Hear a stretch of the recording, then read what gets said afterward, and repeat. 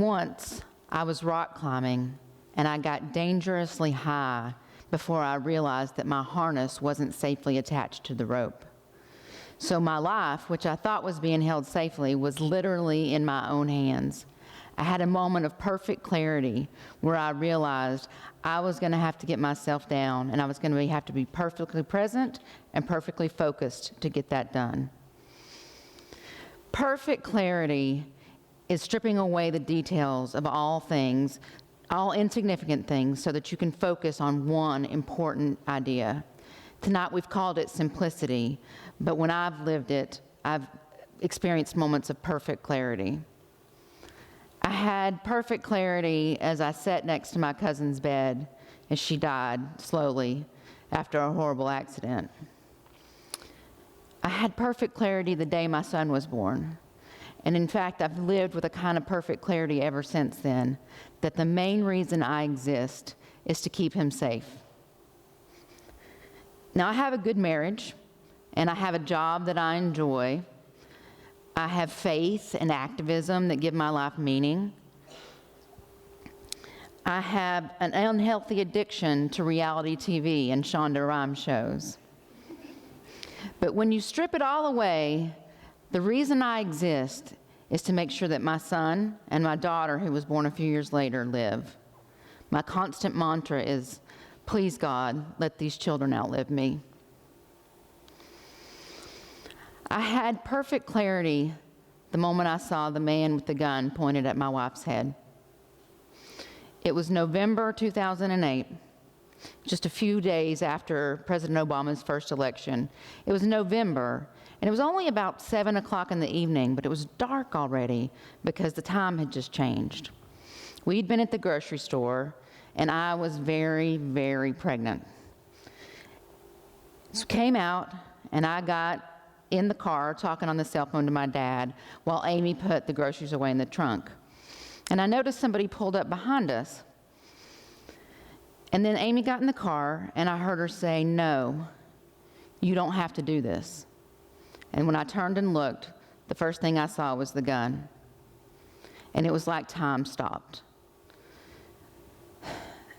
Everything went silent. The moment seemed to be wrapped in cotton. And I had the clarity to say to my dad, "Dad, we're being robbed. I've got to go." I hung up the phone and just by pure instinct walked away from the car with my back to the car so that the baby in my body was as far away from the gunman as possible. Amy had a harder time with it. She had to get out right next to him. He stood there and demanded her wallet, demanded her phone with the gun on her the whole time. But eventually, she got out as well. He got in our car. His accomplice pulled forward, and they both drove away. The local paper and the TV evening news didn't pick up the news of our carjacking. Unfortunately, in Washington, D.C., incidents like this are pretty regular. But a local blogger in our neighborhood did write about it. And he said two things. He said that we were left unharmed and that we probably wish we had a gun with us. And both of those things are wrong. You don't live through an incident of gun violence unharmed. You may not die, you may not bleed, but the emotional impact of an incident like ours is long and real and exceptionally painful. So these shocking, clarifying moments when everything comes into view, I have experience with that. I also, though, have experience with clarity that comes after disorientation. So you have this moment, a moment in time that's very confusing and you don't know what's going on, and then eventually the lesson of the moment comes to you. And so this was similar. Also in 2008, my dad called me to say, "There was a shooting at your brother's church today." My brother and his wife were at home with a brand new baby, so they were unharmed. They were not physically harmed. My sister-in-law wasn't sitting in the quiet room at the back of the church where parents with fussy babies keep them quiet. That's the spot where the man stood as he started to shoot into the congregation. And what I figured out from this is that I think all of us as Americans living in an insane time create this notion that keeps us safe in our minds. We have to believe that even though 30,000 people a year die from gun violence, and even though young people are killing each other on our city streets, and even though we're having mass shootings happening at malls and movie theaters and elementary school classrooms, somehow we have to believe this couldn't happen to me. This doesn't happen to my family. That's something that happened somewhere far away. And that was taken from me. I had perfect clarity. I could no longer pretend that this couldn't happen to my family, because it was pure luck that my brother and my sister-in-law and my niece and my nephew weren't at that church that day. And I know a story of a woman who was at that church that day, and it haunts me. She was a mother, like me. She was sitting in church between her two children, two sons. And that's when the stranger's bullet went into her head. The gunman was the ex-husband of one of the women in the church, and he had come to exact revenge on her by killing fellow church members. And when the mother was shot in the head, she began to bleed profusely. She bled all over herself, and she bled all over her two children. And miraculously, she survived this event. But when she thinks about that day, she says that the thing she feels is guilty. She says, a mother is just not supposed to bleed on her child. And she's right. My job, what I do for a living, is craft communications to help move legislative change. So I've lived and worked in Washington, D.C. for about 15 years now as a professional communicator focused on making change. I've worked on issues as diverse as workers' rights, hunger and poverty, helping to make life better for children and families. But in 2008, when these incidents happened to my family, I didn't even consider taking on gun violence as an issue, mostly because I'm a political realist. I work on issues that may be hard, but that can be won, because there's too much change that can happen for me to waste my time on something that's intractable. And that's where gun policy was in 2008. And so I did what a person does after traumatic incidents. I went to therapy. I went to church. We let our church community love and nurture us. I prayed. I went to therapy. I took meds. All the things you need to do to try to get back to clarity. And just a few weeks after this incident, our son was born. And he was the perfect place to pour our love and our concern and our protection. And I healed. Until December 14th, 2012. On that day, I was 8 weeks pregnant with our daughter. And my son was a few days shy of 4. He was in his preschool classroom. And on that day, a man walked into an elementary school in Connecticut. He'd taken his mother's gun and killed her with it. And then he killed 6 educators and 20 first graders. And that day was a day of perfect clarity for me, because as I thought about the incident, I can only imagine that Sandy Hook classroom as my child's classroom, and I could only imagine myself as one of those parents at the firehouse, waiting in vain for a child that wasn't going to come home. And so with what I now recognize as part anxiety disorder, I became obsessed with figuring out how to keep guns out of dangerous hands. And so I did the things I do. I researched, I organized, I gave money, I communicated, working with groups trying to stop gun violence. And ultimately, I ended up as a volunteer with a group called Moms Demand Action for Gun Sense in America. And we're a group of mothers born out of the Sandy Hook tragedy who realized that we could no longer do nothing. I help the group with media relations and social media, and we do several things to try to create a culture of gun safety. We pass laws. We work to pass laws at state houses that strengthen gun laws and keep guns out of dangerous hands. We educate parents about asking about guns in the home to try to cut down on unintentional child shootings. And we talk about the risks of teen suicide and how to recognize that. And then finally, we work on culture change.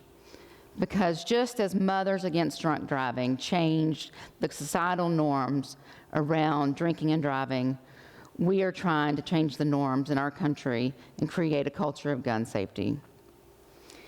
Because the political calculation was different after Sandy Hook. Suddenly, leaders from both sides of the aisle were willing to talk with us, to talk about tentative steps that they could take to try to curb this epidemic. And even after, in April 2013, you likely remember the national vote where we did not pass background checks on all gun sales. So we went on to have win after win at state houses and in state voter referendums. And I want to tell you a little bit about my relationship with guns. So my dad owns one. My brother owns a couple, and so do my brother-in-law. I have cousins who are champion sport shooters and avid hunters. And I was always a tomboy, so I got to shoot guns a little bit myself as a child. I never hit anything alive except mistletoe, which my dad taught me how to shoot out of a tree. Thanks, Dad. But until I saw a gun pointed at Amy, I enjoyed shooting them. I have no problem with a family owning one to protect their home. And the truth is, I don't think guns are nearly as contentious an issue as our politicians are making them out to be. Here's what I believe. There are some people, like convicted felons and domestic abusers, that shouldn't have guns. And we should make it harder for them to get guns by requiring a background check on every sale. There are some places that guns shouldn't be carried. Bars, playgrounds, elementary schools. We need to crack down on illegal gun traffickers.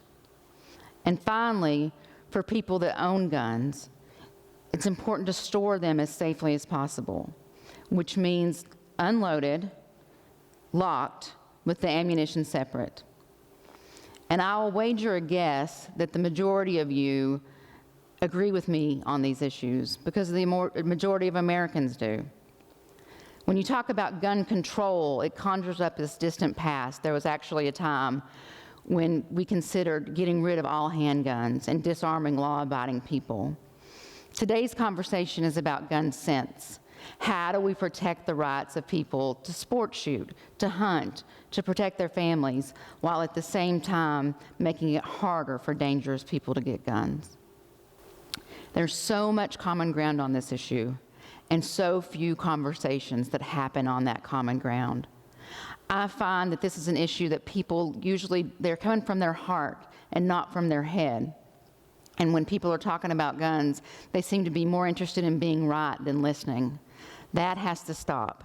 To bring about change, we're going to have to talk and listen. And we need to be clear about the problem here. It's not my Uncle Johnny and his nephews skeet shooting on the weekends. There's a gun lobby run by the gun manufacturers that pays to have politicians elected and then have them pass gun laws that the majority of Americans don't agree with. So while the gun lobby is owning these politicians, they're also scaring the rest of us to death so that we'll buy more guns. I read an article recently in New York Magazine. It was by a woman named Lisa Miller. And the magazine was about trying to find common ground on guns. And she ended her piece with what I thought was a really precise idea, which is, the conversation we're having here isn't about guns. The conversation we're having is about fear. And in the face of fear, do you arm yourself and hope that you're at the ready in case somebody comes to attack you?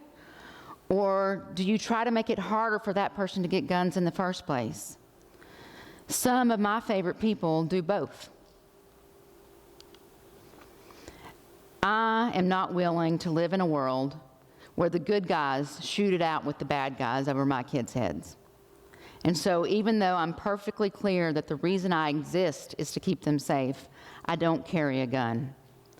Mostly because I've learned it's more likely to be used against us than we are to use it against somebody trying to hurt us. That said, I'm completely committed to having conversations with people who think differently than me. I want to hear the vision of a mother who carries a gun to try to help keep her kids safe. I want to understand her perspective. I want her to understand mine. I want us to come to some common ground and then push our legislators to pass some sane gun laws. Because I have really good news. The way gun violence is in our country right now doesn't have to stay this way. So let's be clear with each other. And then let's be perfectly clear with our legislators who have power to do something about it. Let me be clear with you. Here's what I want. I want you to start conversations about gun violence, and I want you to not stop with just talking. I want you to join an organization. I want you to give time. I want you to contact your legislators on both sides of the aisle. Call them, email them, show up at their offices, because even in this topsy-turvy political climate, nothing moves legislators more than constituent action. And as I've said, my vision is perfectly clear. I'm here to make sure my kids outlive me. I'm here to make sure you outlive your parents, and that someday your kids outlive you too. Thank you.